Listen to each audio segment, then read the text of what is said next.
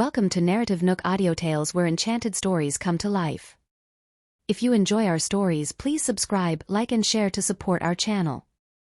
Enjoy listening. After the braid was done, Roxanne led Estella out. She turned and spotted the man standing at the door. Immediately the warmth in Lucian's gaze disappeared and was replaced by an indifferent look. He told her courteously, "Breakfast's ready. Let's go downstairs." With that, he turned around and left without waiting for them. Roxanne was rooted to the spot. His expression was different just now. It appeared for a fleeting moment only though. Was I seeing things? Snapping out of her reverie, Roxanne led Estella down the stairs. Estella took the seat next to Lucian at the dining table. Roxanne was about to take the seat across from them when Estella tugged at her sleeves, forcing her to stop in her tracks. "Ms. Jarvis, why don't you sit beside Ms. Estella?" Sensing Estella's intention, Catalina chuckled and pulled out the chair beside the little girl. Estella nodded in agreement and gazed at Roxanne expectantly. At once, Roxanne glanced at the man sitting on the other side of the little girl. Lucian's expression was stiff and he averted his gaze as though he couldn't be bothered where she sat. Estella tightened her grip. Roxanne hesitated slightly before occupying the seat next to Estella's. During breakfast, Roxanne subconsciously helped Estella with the food. Lucian also did the same. Tiny, almost imperceptible crinkles formed around Estella's eyes in joy. She ate all the food they placed on her plate obediently. After breakfast, Roxanne glanced at her watch. It was time for her to get to work, so she got up and bade goodbye to them. However, Estella seemed reluctant to let her leave. "Essie, be good.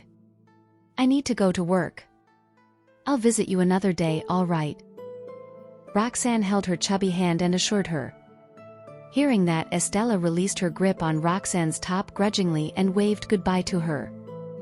Roxanne grinned and patted her head affectionately before turning to leave. Before heading to work, she went home to change her clothes. She was also worried about her sons and wanted to check on them. Back home, the boys lunged toward her. "Mommy, why didn't you come back home last night? Did something happen?" Lisa chuckled and explained, "They've been worried the entire night and woke up early today." Roxanne nodded. She decided to tell them how she took care of Estella last night. After learning that Estella was ill, the boys asked anxiously, "Is Essie all right? Is she seriously ill? Can we visit her?" Roxanne assured them she has a slight fever and has recovered after sleeping through the night. "You'll see her at the kindergarten." She would have agreed to let the boys visit their ill friend, but she didn't want them to run into Lucian. The boys nodded obediently. Meanwhile, Aubrey followed Roxanne's car all the way to the Farwell residence. As a result, she flew into a rage and couldn't sleep well the entire night. She didn't forget to order her subordinate to keep an eye on Roxanne so she would know when Roxanne left the Farwell residence.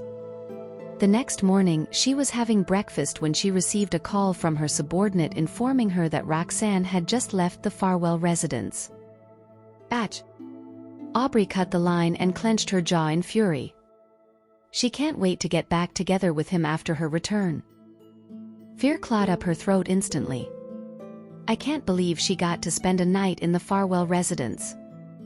Over the years, I've never spent the night there. Lucian will usually ask me to leave after dinner. Looks like Lucian treats her differently. The more Aubrey pondered over the matter, the more frantic she became. Sitting across from her was her mother, Gina Walker. Seeing her anxiety, Gina asked, "What's wrong? Why are you upset this early in the morning?" Aubrey gritted her teeth. That batch Roxanne spent the night at the Farwell residence. If I don't do anything to stop her, she might end up remarrying Lucian.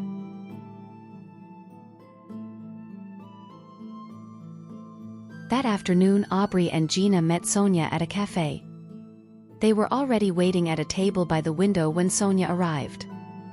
"Sorry you had to wait," Sonia apologized as she sat across from them. Aubrey's lips curled into a gentle smile. "We've just arrived. Here, take a seat." I've ordered some desserts.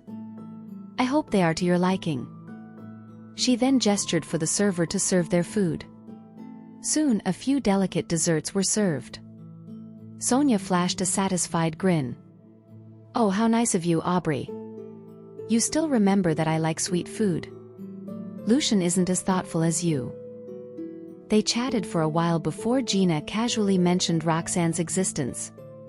By the way, Aubrey visited old Mr. Queen a few days ago and bumped into the woman who divorced Lucian 6 years ago.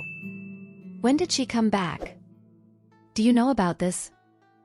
Sonia's smile slipped. Roxanne? Roxanne Jarvis? How dare she show up here? I wouldn't have known if you didn't tell me about it. Back then, Roxanne left the divorce agreement behind and left without saying goodbye. A year later, Estella was sent back to their family without a guardian. Sonia was furious whenever she recalled the past. How dare Roxanne come back to Chania? Gina feignait de surprise. Didn't you know? Aubrey saw Lucian there too. He seemed to be on friendly terms with that woman. I thought you wanted her to come back so she can take care of Essie. Sonia frowned in displeasure. The nerve of her. If I knew about this, I wouldn't have allowed her to even meet Essie. Roxanne left the country stubbornly and was heartless enough to abandon her daughter. I'll never let someone as cruel as her come any closer to Essie. Gina and Aubrey had seen that coming. Aubrey shot her a placating smile.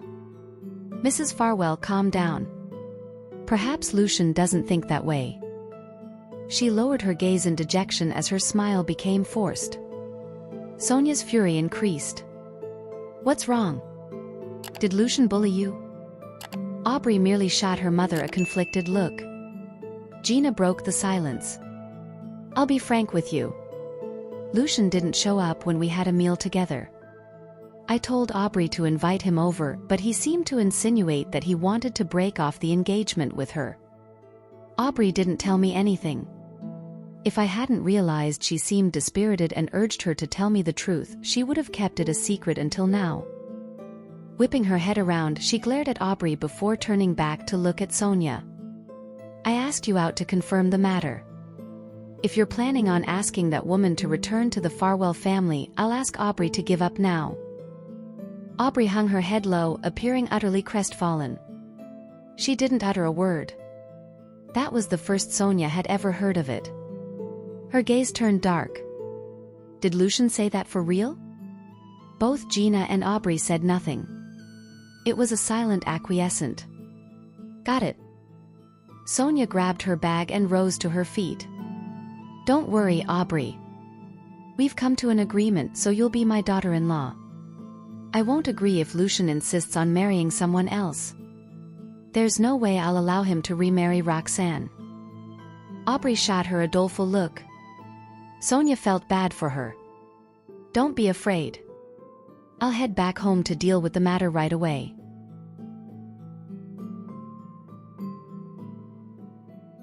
On the way back from the cafe, Sonia grew more worried the more she thought about it.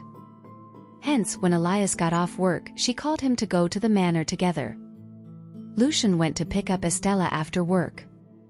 As soon as the two entered the door, they noticed the elderly Farwells sitting on the couch with a solemn expression. It was apparent that they had something to say. Dad, Mom, why didn't you tell me you were coming over? Is there a problem? Lucian queried in puzzlement. Those words had barely left his mouth when Sonia nodded solemnly. There's something we wish to talk to you about. Upon seeing the grave expression on his mother's face, Lucian knitted his brows. He turned his head and handed Estella to Catalina to allow her to take the little girl upstairs first. Catalina obliged. Estella also greeted her grandparents obediently before following her caretaker upstairs. Lucian sat down on the single couch beside his parents. What's the matter that made you come here so late? Is Roxanne back? Sonia went straight to the point. When he heard that, Lucian's gaze darkened as he admitted frankly, yes. We have met. As expected, Sonia snorted and continued to ask, why didn't you tell us? Don't tell me you still want to get back with her. Lucian's frown deepened, but he did not answer right away. Sonia's heart lurched when he kept silent. I don't care what you think, but I'll never agree to let that woman be a part of our family. Back then, she left without a word and even had the heart to abandon her child. Now she wants to come back? I'll never allow it. If I allow it, what do we do if history repeats itself? Although you can accept it, Essie has already grown up. Can she bear it? After she finished speaking, she waited for a while. Yet she received no response from her son. Sonia's expression changed as she tried to persuade him by bringing up Estella. Think carefully about what Essie had gone through all these years. The child had a weak constitution since childhood. What do you think is the reason for that? If that woman had taken good care of her for some time after giving birth before sending her back, I wouldn't say anything. However, she just abandoned Essie like that, causing the child to be in poor health. Luckily, we have the means and managed to improve Essie's health after much effort.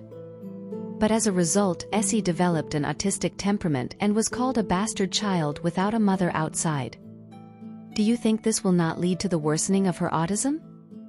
It's all because of that woman. Should you insist on letting her come back, I'll take Essie to our place and raise her. In any case, I'll never hand Essie over to her. After saying that and seeing her son's lack of reaction, Sonia looked at her husband anxiously. She had deliberately brought Elias there because she knew that his words were more effective than her own. Elias also felt sorry for his granddaughter, so he said earnestly after hearing his wife's words, "Your mom is right. I won't care about your other matters, but I'm concerned about letting that woman come back and take care of Essie. You should consider it carefully." Upon hearing his father's words, Lucian finally reacted and looked up to meet their gaze. Sonia secretly sighed with relief, thinking that he had listened to their advice. At the thought of Aubrey's aggrieved look that afternoon, she could not help but utter, "It's all thanks to Aubrey for staying by your side all these years. She even helped to take care of Essie and did all she could for us as though she were our biological daughter. From this perspective, how is she not better than Roxanne? A girl's youth doesn't last forever. You can't just keep her waiting." Lucian remained silent until the couple had finished speaking before stating calmly, "You're overthinking things. I've no plans to let Roxanne come back. At least not now." While his parents were speaking earlier, he kept thinking about his interactions with Roxanne during this period and concluded that most of them were because of Estella. As that thought occurred to him, Lucian strangely felt a little ironic. Judging from Roxanne's attitude when we first met, she would have probably avoided me if it wasn't for Essie's presence, and the matter that my parents are worried about now is even less likely to happen. Sonia's expression lightened up a little when she heard her son's words. "I'm glad to hear that. In terms of Aubrey, when do you plan to settle down with her? The sooner you do that, Estella will have someone to take care of her." Lucian frowned as he turned her down. "Compared to Roxanne, I'm more worried about leaving Essie to Aubrey. Essie has always distanced herself from her, so I still need to consider carefully about marriage." However, Sonia made nothing out of it. "Isn't Essie distancing herself from Aubrey because you've been unwilling to accept her? If you had married her earlier and let her spend more time with Essie, they would ultimately develop a good relationship.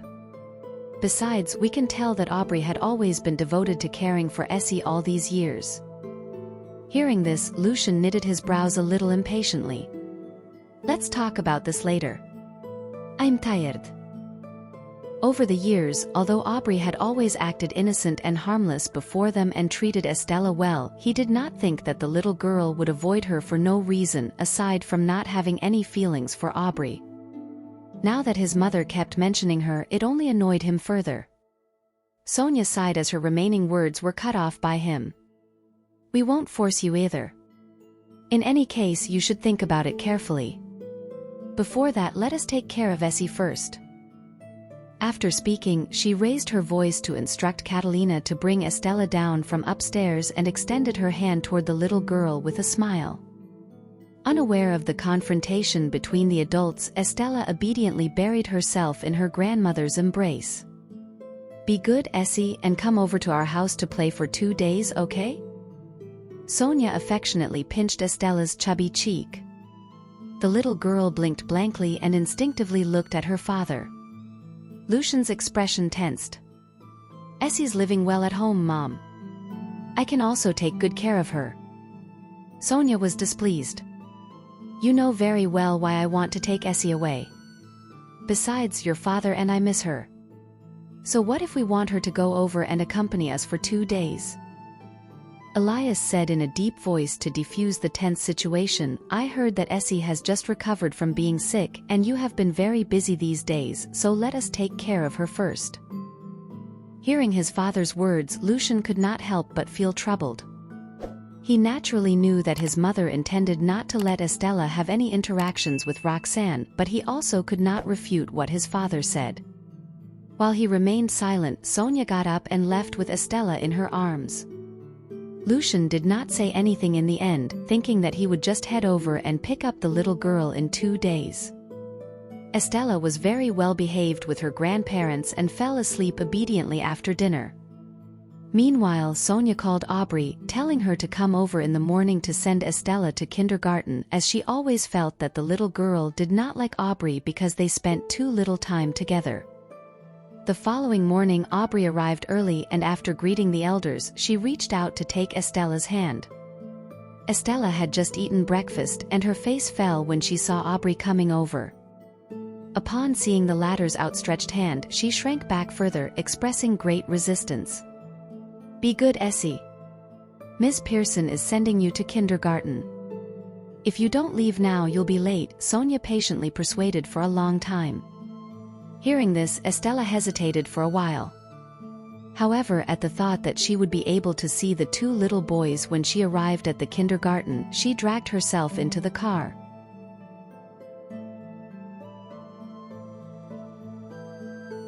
On the way to the kindergarten, Estella sat in the back seat while hugging her backpack with her gaze lowered, looking a little upset. Aubrey was also determined to win the little girl over.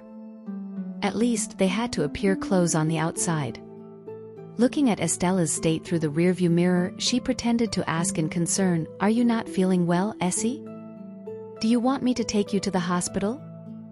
Estella did not even lift her head upon hearing her voice. Aubrey frowned and continued to express concern in a sweet voice, "How about I excuse you from school and we head back to rest for the day?" Despite those words, she still received no reply.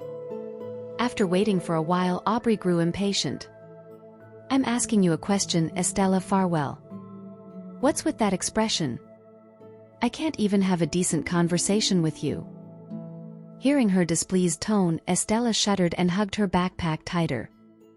Upon noticing Estella's visible resistance to her and recalling Sonia's words the night before regarding the reason Lucian was unwilling to marry her, Aubrey grew angrier the more she thought about it. Reason to be by Lucian's side now?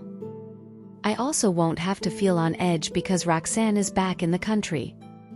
After thinking for a while, Aubrey drove the car to the side of the road in displeasure and slammed on the brakes.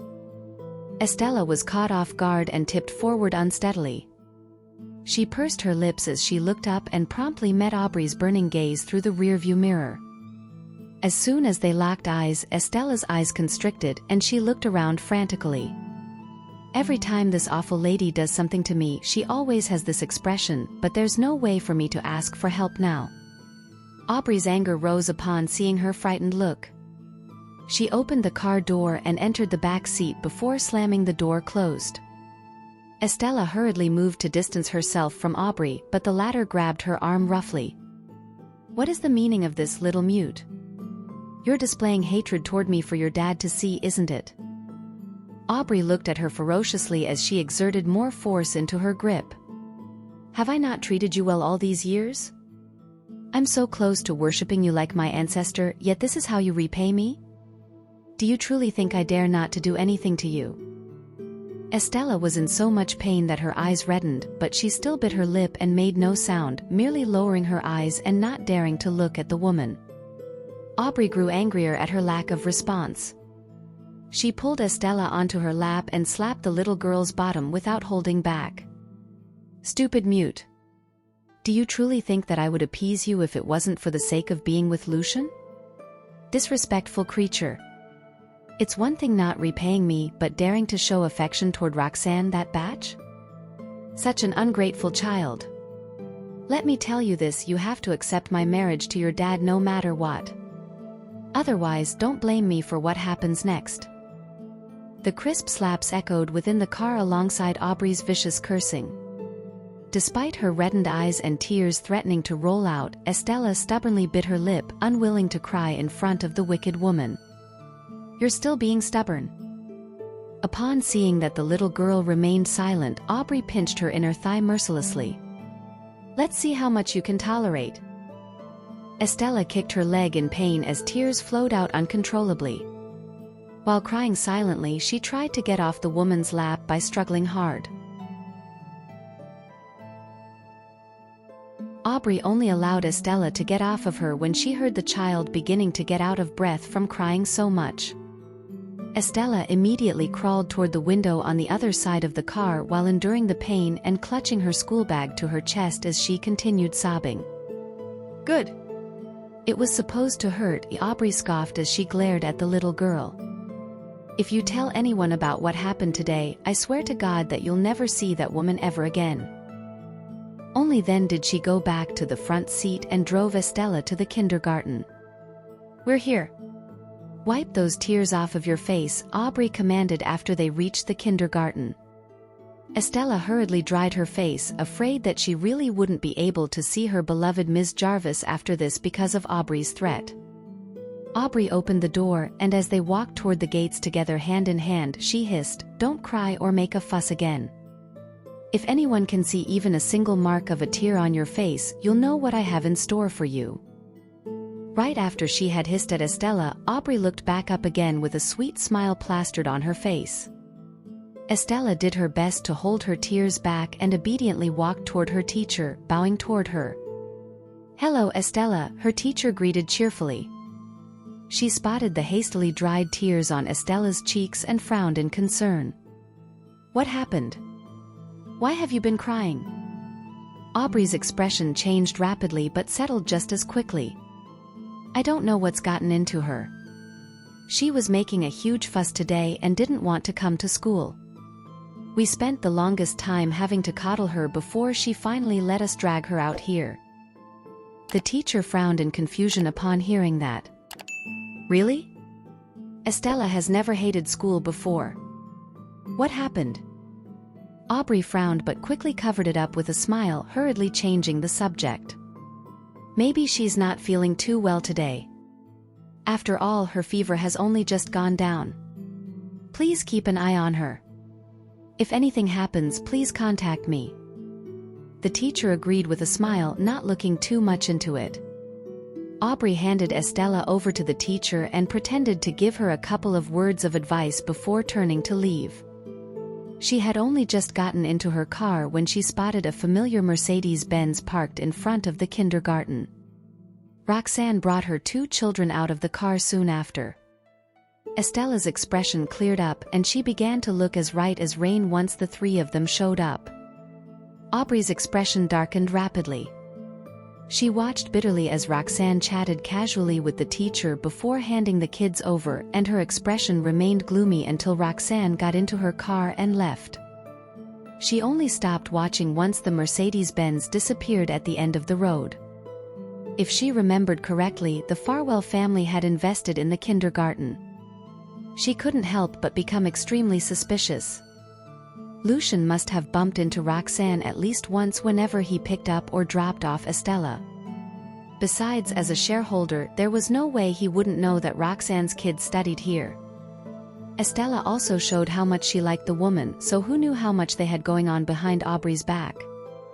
Aubrey felt more uneasy the more she thought about it.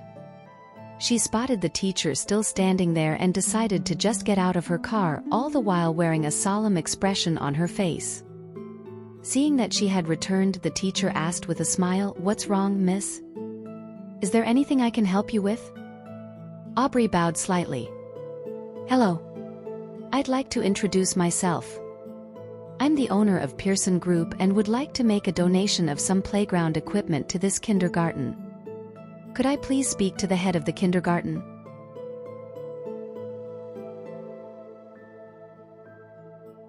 The teacher immediately agreed with a smile once she heard that Aubrey wanted to donate to the kindergarten and called the head of the kindergarten. She hung up after a short conversation and brought Aubrey to the head's office. He had been waiting in his office for a while and immediately poured a cup of tea for Aubrey the moment they entered. "Please take a seat, Ms. Pearson," he said with a large smile on his face. Aubrey took the cup of tea from him and sat down on the opposite seat. "I assume you've probably heard of my reason for coming here." The head of kindergarten nodded. "I heard you wanted to donate some equipment to the kindergarten. I want to thank you on behalf of the children." He had just finished talking when he noticed how stoic the person in front of him looked. Aubrey sipped her tea with a chilly expression and said just as coldly, "That's not all. I'm willing to donate $5 million to this kindergarten as well.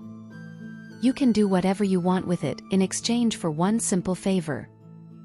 The head of kindergarten looked at her in confusion. "Which is?" "A little while ago the kindergarten seems to have taken in Roxanne Jarvis' children. I would like for you to expel them from this institute."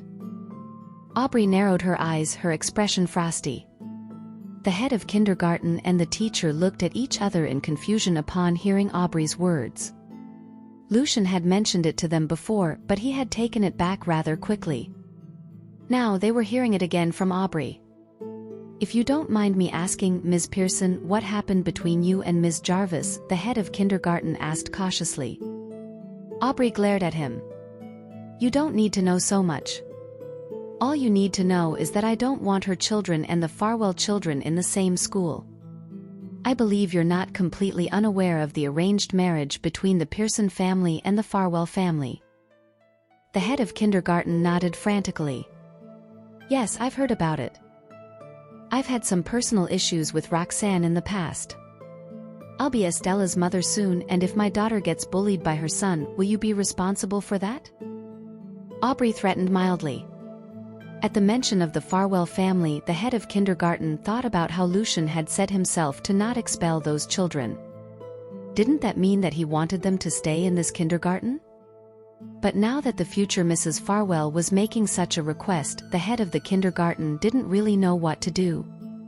Aubrey noticed his hesitation and placed her teacup down, clinking it loudly against the table. The head of kindergarten's heart clenched nervously due to knowing her power. "The Farwells have also invested in this kindergarten quite a bit, right?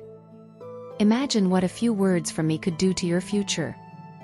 You definitely won't have their investments to look forward to," Aubrey said, adding fuel to the fire. The head of kindergarten broke out in a cold sweat. He couldn't really go against her will because of her constant mentions of Lucian, so after a long bout of hesitation, he finally relented. "I got it. I will expel them." Aubrey smiled in satisfaction. "I want to hear news of those kids getting expelled by tonight. If so, the $5 million will be going straight to the kindergarten's account." The head of kindergarten nodded feverishly to everything she said. "Since our deal has gone through, I won't be staying for much longer," Aubrey said as she stood up. Both the teacher and the head of kindergarten sent her off at the gate. When she was about to leave, Aubrey seemed to remember something and turned back to warn them coldly. "I almost forgot. Please keep everything that went on today under wraps. I don't want Roxanne coming after me if she hears about it." She was mainly afraid that Lucian would hear about her doing things without his approval, but she didn't want the head of kindergarten to feel suspicious. That was why she just used Roxanne's name. The head of kindergarten nodded in agreement.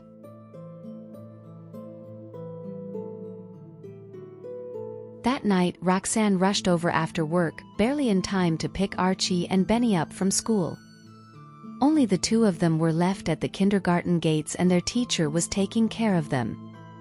"I'm so sorry for coming so late," Roxanne said with an apologetic smile, reaching out to hold her children's hands. Unexpectedly, Pippa moved to stand slightly in front of them and smiled uncomfortably at her. "I'll help you look after them for just a little while more. The head of kindergarten has something to talk to you about.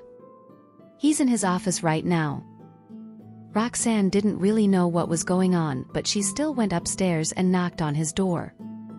The head of kindergarten's expression also seemed strangely suspicious. "Pippa told me you wanted to talk to me about something. What's wrong?" Roxanne asked. The head of kindergarten smiled in an extremely businesslike way as he said slowly, "This is the problem. I've been observing your children for the last 2 days, and I feel like they are simply not suitable for our kindergarten. Maybe you should consider giving them a change of environment." "So he just wants to expel Archie and Benny?" Roxanne frowned but remained polite. "Did they do something wrong today at school? If that's the case, I will definitely tell them off at home. Please don't worry.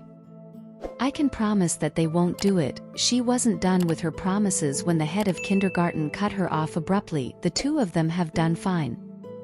However, I wouldn't like them to stay in this kindergarten any longer. Of course, I will do my best to return all of the school fees you have paid." Roxanne began to feel like something was up. "It's not the money I have a problem with. Since my children are doing great, then why are you expelling them? You have to give me a reason that I can at least tell my kids." The head of kindergarten frowned. "There's no other reason." He couldn't help but feel guilty as he said it. Those 2 kids had, in fact, been doing extremely well in school. Compared to other kids their age, they acted like 2 small adults who never let their teacher worry and actually helped her take care of the other kids. The kindergarten didn't actually have any reason to expel them. Since it was a command coming from a benefactor, though, he couldn't back out of it. He couldn't even look her in the eye after speaking. Roxanne did her best to control her anger and remain calm as she attempted to reason with him. "I sent my kids to your kindergarten because I trusted you, but you're seriously disappointing me right now. How could you expel my kids for no reason? I can report this to the Ministry of Education." He was beginning to feel the guilt eating away at him but still answered, "Then go ahead and report me. I won't be changing my mind." With the Pearson family and the Farwell family backing the kindergarten, the Ministry of Education probably couldn't do anything to him. After scrutinizing the head of kindergarten, Roxanne calmed down and her tone turned chilly. "If this gets out and the other parents hear about you expelling 2 children for no reason, don't you think they'll become suspicious? Even if you don't get punished by the Ministry of Education, the other parents might not trust you anymore and change schools. That would be a problem for this kindergarten now, wouldn't it?" The head of kindergarten visibly panicked at that and looked at her helplessly. "Ms. Jarvis, it's not difficult for you to find another kindergarten with your abilities. Why are you trying to make my life harder?" Roxanne was getting more suspicious by the minute. From the looks of it, someone was definitely controlling him from behind the scenes. It seemed like that person was quite an important figure too. Roxanne relaxed slightly with that thought in mind. "Okay, I'll stop doing that, but you have to tell me who told you to do this." The head of kindergarten fell silent at the thought of Aubrey's parting words. "Is it Farwell Group?" Roxanne could only think of one possibility. The head of kindergarten hesitated before nodding slowly. Aubrey was soon going to be Mrs. Farwell anyway. It wasn't exactly a lie to say it was the Farwell family, and since she kept bringing Lucian up, the head of kindergarten assumed that he was also on the same page. Roxanne's expression darkened when he nodded. "What does Lucian mean by all this?" Roxanne picked her kids up after walking out of the office. "I'm still a little busy, so why don't I get Aunt Madeline to accompany you 2 for a bit?" Roxanne suppressed her anger and asked the 2 kids with a smile. The 2 of them didn't think too much of it and nodded obediently, assuming she was busy with work. Roxanne handed them over to her best friend and returned to the car, her expression souring once again. She immediately drove off to the Farwell residence. "Hello, Miss Jarvis," Catalina greeted. She was about to say more when she noticed the look on Roxanne's face, causing her to swallow her words. Roxanne nodded at her briefly and turned to the living room. "Is Lucian here? I'd like to speak to him." Catalina nodded quickly. "Yes, he is. I'll go upstairs and call him." Soon after, she came downstairs with Lucian following behind her and Estella tottering down behind both of them. Lucian still didn't trust Estella with his parents and had waited at the kindergarten gates before they opened so that he could pick her up early. Estella's mood had clearly improved since she didn't need to see that mean woman. Now that she saw that Roxanne was here, her gaze was simply sparkling with admiration, and she ran toward her with her arms out. Roxanne's heart softened momentarily at the sight of the child, and she caressed her head. "I have something to talk to your daddy about. Go over there and play on your own for a little, all right?" Estella nodded and began playing with her doll on the carpet next to the couch. Lucian frowned. "What do you want?" Roxanne's long-suppressed anger exploded at the sound of his voice. "Lucian, if you have a problem with me, then take it out on me. Why are you doing this to Archie and Benny? What did they ever do to you? They've always been so respectful of you, and they took such good care of your daughter. You have no reason to bully two kids, even on behalf of Estella." Lucian didn't expect Roxanne's sudden visit, much less her sudden outburst. He frowned even more deeply at her accusations. "What did I do to the two of them?" Roxanne smirked coldly at his confusion. "Who are you trying to fool? Who else has the power to expel people from the kindergarten? Stop trying to act innocent. It won't work on me." Lucian stiffened in shock and immediately started to explain, "I did talk to the head of kindergarten before, but that already." Roxanne didn't even let him finish his sentence before she bellowed angrily, "Don't you think you're going a little bit overboard? No matter what happened in the past, it should stay between us. Just come at me instead. I won't say no to that, but the kids are innocent. They don't know anything. Why are you doing this to them?" She dug her fingernails into her palm in an attempt to calm herself down. Trying her best to stop her voice from wavering, she continued, "Yes, I shouldn't have done that in the past. That was my fault, so feel free to get revenge on me for that. But please, can't you find it in your generous heart to forgive my kids?" She looked down after that, feeling her eyes start to water from frustration. The head of kindergarten had been right. It wasn't hard for her to find another kindergarten for the kids, but that was only if Lucian didn't interfere. If he wasn't willing to let either of them go, then she couldn't do anything no matter how much power she had. She scoffed at herself with that thought in mind. She thought that Lucian and she had been on decent terms recently. Even though they hadn't become best friends overnight or anything, they were still courteous with each other and had seemed to leave everything behind them. Disappointingly, those feelings had been completely one-sided on her part. Apparently Lucian still only saw her as a menace. Lucian's heart clenched at the sight of the person in front of him acting all stubborn but still letting how wronged she was feeling show through. He actually felt at a loss for words. He even began to feel bad about even bringing the matter up to the head of kindergarten.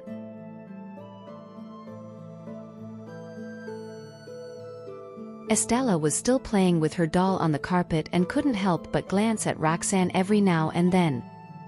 She managed to hear their conversation loud and clear. When she heard Roxanne asking her father why he expelled the two nice older boys, Estella frowned in confusion. She expected to hear her father explain that he had already gotten rid of that idea, but he didn't speak for a long time. Estella pouted angrily. "Daddy's a liar and a bad guy.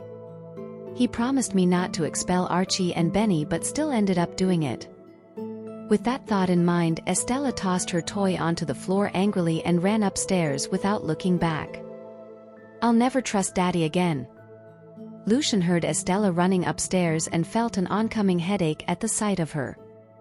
It was easy to figure out that she had overheard their conversation and misunderstood him again, causing her to throw another one of her little temper tantrums. If he didn't explain, she would probably get even angrier. Lucian massaged his temples and said in a deep voice, "I did talk to the head of kindergarten before, but after Estella was done throwing her tantrum, I told him not to expel the two of them. I really have no clue what you're talking about. If you want, I can ask him for you." Roxanne felt like he was simply faking it and said calmly, "Why should I believe you? It's already happened and the head of kindergarten is under you. Naturally, he would stand with you no matter what you say." "Lucian, do you really think I'm an idiot?" She wasn't completely wrong. Lucian could actually feel a headache beginning to clench in his skull, and he wanted to explain further, but the person in front of him had already stood up. "I wish I never met you." Her tone was calm and she enunciated each word clearly. As soon as the words left her lips, she turned around and left. At this, Lucian's face immediately darkened and he watched as she stalked off, almost boring a hole in her back with his stare. As her figure slowly disappeared from his field of sight, Lucian took his phone out and called Caden. "Go and find out what happened at the kindergarten. Find out why the hell they went against my direct orders." Caden could hear the pure rage in his boss' voice and immediately obeyed. Roxanne began feeling exhausted after driving away from the Farwell residence and looked around, deciding to stop by a dark roadside so she could simply zone out. Why is Lucian doing this? If he knew he was doing this to his own sons, how would he feel? What would her two kids feel if they knew how much their father hated them? Roxanne didn't even want to think about how the two of them would feel. Besides, with Lucian there, she really didn't know where to send her two kids to. She was afraid that every other kindergarten would turn her down for the same exact reasons. Roxanne felt full of guilt toward Archie and Benny when she thought about what might happen to them in the near future. Her eyes began to redden once again, and countless tears began to fall like a string of broken pearls down her cheeks. She took in 2 deep breaths and forced herself to calm down. This had finally made it clear to her that Lucian would never accept Archie and Benny as his own. Archie and Benny only had her now, so she had to be strong for them. Luckily, it was just a matter of not going to kindergarten. It was a good opportunity to really draw clear boundaries with Lucian. From today onward, she would make sure they no longer had anything to do with each other. Thank you for listening. If you have enjoyed this story, please like and share so others can see it too. Also hit the subscription button and notification bell so you can be notified on our next release. Thank you for your support. God bless you.